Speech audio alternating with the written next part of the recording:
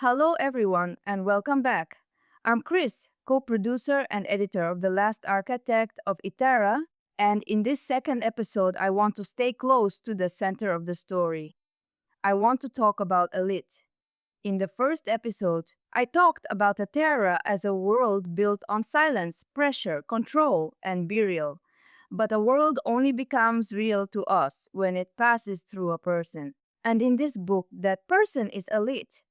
Not because she is the loudest character, not because she begins with power under control, not because she enters the story as someone confident, destined, or fully formed.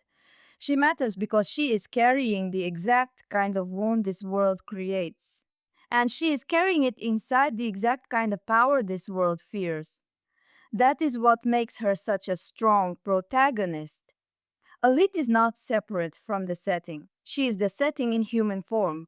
She is silence, damage, survival, buried force, memory, and suppressed response all at once. That is why when you ask who Alit is, the answer cannot just be her age, or her power, or her place in the plot. The real answer is this. Alit is a person who learned very young that being noticed can destroy your life. And after that, she built herself around concealment. That childhood scene in the prologue is everything. It is not just backstory. It is not just the tragedy required to launch a fantasy heroine. It is the emotional blueprint of her entire character. She is hiding under the workbench. Her father knows the wardens are coming. He presses the tuning fork into her hands. He tells her to disappear, to become nothing, to become dust in the cracks, not to look, not to reach for the spark. That command does more than save her. It becomes her. That is one of the most important things to understand about Olit. She does not just remember her father's words. She lives inside them. She turns them into posture, into behavior, into instinct, into identity. She learns not only to hide from the system, but to hide from herself. That is a very different kind of heroine from the usual fantasy model. A lot of stories begin with the main character not known yet knowing they are special. This story is harsher than that. Olit knows something is wrong. She knows there is something dangerous and irregular inside her. She knows attention is lethal. She knows power draws punishment. So her problem is not ignorance. Her problem is survival. Her problem is that she has been shaped by fear so deeply that fear becomes method. And I think that is why she feels emotionally convincing. Because Elite does not move through the world like someone waiting to be chosen. She moves like someone trained by trauma. Small adjustments, controlled breathing, minimal presence, no unnecessary sound, no drawing eyes, no mistakes. Even when she stands in the checkpoint queue 10 years later, you can feel that whole childhood command still running in the background like a program that never shut off. 4 beats in, 4 beats hold, 4 beats release, pass through, collect the ration, vanish again. That is her life. Not living, really. More like remaining unclaimed for one more day. And then the pressure breaks. That is where Elliot becomes especially interesting to me. Because when the system finally notices her, the book does not present that moment as a glorious liberation. It is terror first, pain first, exposure first. The body revolts. The spark pushes back. The frost blooms. The catcher feels the fluctuation. The Mika guard appear. That matters. Because it tells us something essential about her. Alit is not someone who wants chaos. She is not reckless. She is not hungry for destruction. She is not trying to overthrow the world from page one. She is trying not to die, trying not to be seen, trying not to become the next corrected anomaly. So when power erupts through her, it does not feel like ambition. It feels like necessity, like the body refusing annihilation, like buried response breaking through imposed silence. And that is why her power works so well on a symbolic level. The spark in Alit is not just magical ability. It is all the force she has been told not to express, all the life she has been told to suppress, all the reactions she has been told to bury. That is why the magic in this book feels personal. The tuning fork does not just amplify a combat system, it gives shape to a person who has been denied shape. It gives voice to someone trained into muteness. It gives focus to all that fear, grief, inheritance, and latent force. And that is why the recovery of the tuning fork is one of the defining moments in Aelit's arc. For 10 years, the artifact is lost in the foundations of the world. For 10 years, so is part of her. That parallel is not accidental. She dropped it as a terrified child in the middle of catastrophe. And what she loses with it is not only a tool, but an answer, a connection, a way for her power to become something other than pain. Then, when she finds it again down in the flooded ruin, the scene is not written like treasure discovery. It is recognition, call and response. Her blood sinks. Something ancient answers. The tuning fork has been waiting. And in a deeper sense, Alit has been waiting too, even if she has spent 10 years trying not to know that. That is the turning point. Because after that, Alit is still frightened, still hunted, still not in control of everything. But she is no longer only a person running from her own nature. She becomes someone capable of answering back. That word matters, answering, not dominating, not conquering, not performing chosen one grandeur, answering. The system says silence is inevitable. Alit says no. The system says harmony means suppression. Alit says no. The system says anomaly must be erased. Alit says no. And she says it, crucially, not first through speech, but through resonance. That is why I think Alit works as the heart of the series. She is not written around confidence. She is written around pressure. And the whole question of her character is what happens when pressure stops creating only concealment and starts creating form. What happens when a person trained to become dust begins, slowly, painfully, to become signal instead? That transformation is not clean. It costs her. Every important use of power in these early chapters has a price: the nosebleed, the shaking, the exhaustion, the sense that her body is not a bottomless reservoir, but a human vessel being forced to carry something dangerous and ancient through a hostile world. I love that about her, because it keeps her human, it keeps the book honest.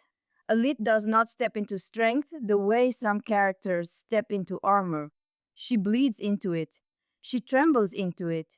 She earns every inch of it. And that makes her compelling not only as a fantasy lead, but as a person. Then we get to another crucial part of her character. Alit is not only defined by power, she is defined by memory. Her father's words survive inside her. The jacket survives. The impossible floral trace survives. The tuning fork survives. The command to become dust survives.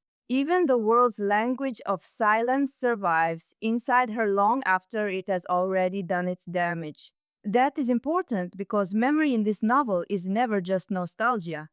Memory is pressure. Memory is orientation. Memory is also a burden.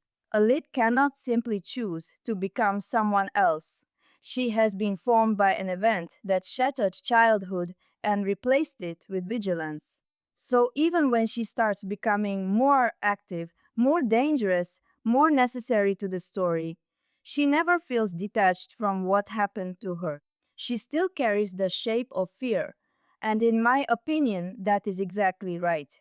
Because real damage does not vanish the moment the plot accelerates.